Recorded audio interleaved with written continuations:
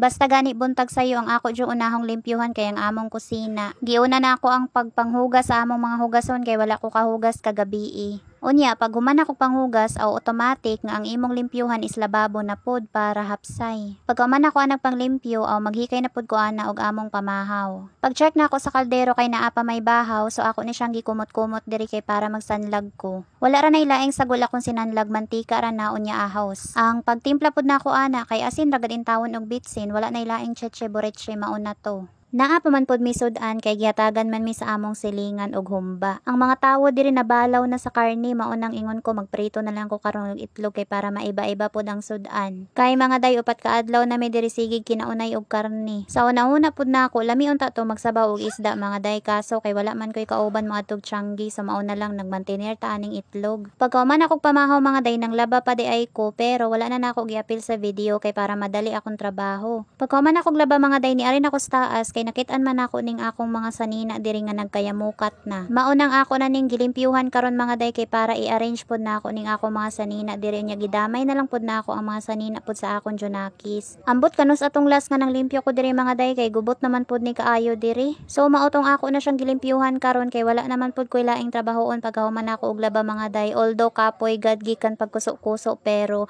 kinahanglan na nako ni siya karong limpyuhan. Kay Monday na ra ba ugma mga day mabisi na pud aning hatod-hatod sa aton junakis. Actually mga daydagan gad unta kog time para maglimpyo aning among itaas ba kay tulo ka adlaw mi diri walay klase. Kaso kay wala ko diri naglimpyo sa taas pati gani among kwarto daghan pa kaayog limpyohonon kay ang giuna na akong limpyuhan mga day kay ang gawas sa among balay pati dito sa sala ug sa kusina. Kaning mga sanina sa akong anak mga day ba kay siya ra may magkuha aning iyang mga suluton no. So mao na siyang dali ra jud siya magkalat pero karon ako na siyang giingon nga kada kaligo nimo ako nay mokuha sa imong sanina kay para dili na magkagubot ng atong mga kuan kabinet. Onya kay nisugot na lang man pud siya mga day kay masuko man lagi ko basta magkalat ni diri sa mao nang wala na siya mabuhat. Gisuksok na ko na tanang mga sanina diha kay dili naman siya mukuha so dili na magkagubot. Ako nay bahalaan na bahala nagkadikit-dikit na tanang mga sanina niya diha. Kadtod ang mga dress niya ba kay ako pud siyang gi-separate kaso kay wala pa man koy extra hanger kay ako to siyang i-hanger ba. Anyway mga day pila ra bay pag video na human ako organize atong mga sanina and then i-proceed na pod ko diri sa pagpanilhi kay daghan na pod kaayog mga alikabok grabe. Unya na pod diri mga dumi sa mga tago to pati kaning mga bait mga day. Ambot asa ni sila magpirmi kay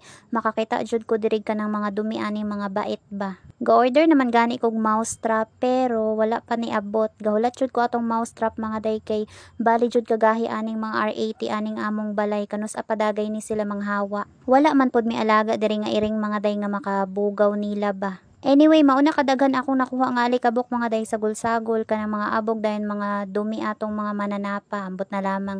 Among kwarto wala pa na nalimpyuhan kay next project pa na nako siguro ugma mga day. Anyway, diri na lang ko kutob. Thank you for watching. Bye.